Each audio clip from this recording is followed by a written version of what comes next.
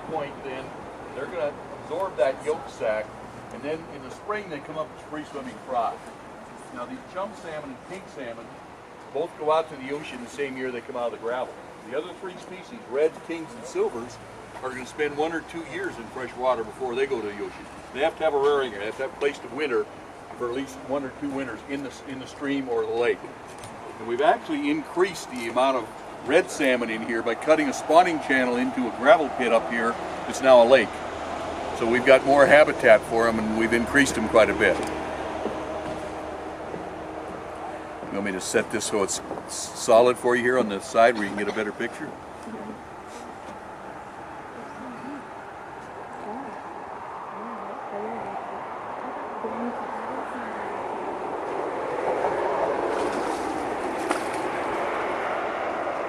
Now as you people go back to Anchorage tonight, you want to watch along turning an arm for the beluga whale. They've been out there for about 2 weeks now. And they're following the salmon in as the tide comes in. And as the tide goes back out, they follow back out with it.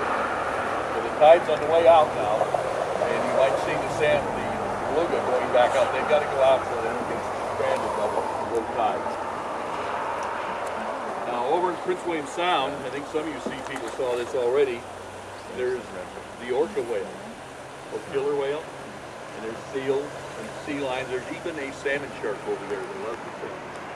And this salmon shark is about as close to great whites in the shark. They're up to 10 feet long and have a reverse renal system. So they maintain an internal body temperature at 70 degrees. Those salmon sharks are not. Now back in the 80s over in Sound, there were 2,000 to 4,000 of them. As of 5 years ago, they were just in the South. And the salmon sharks alone get 5 million salmon a year just to feed the salmon sharks. Then as they get closer to shore, then you have the bears, the eagles, the ravens, the homo sapiens, everything having salmon.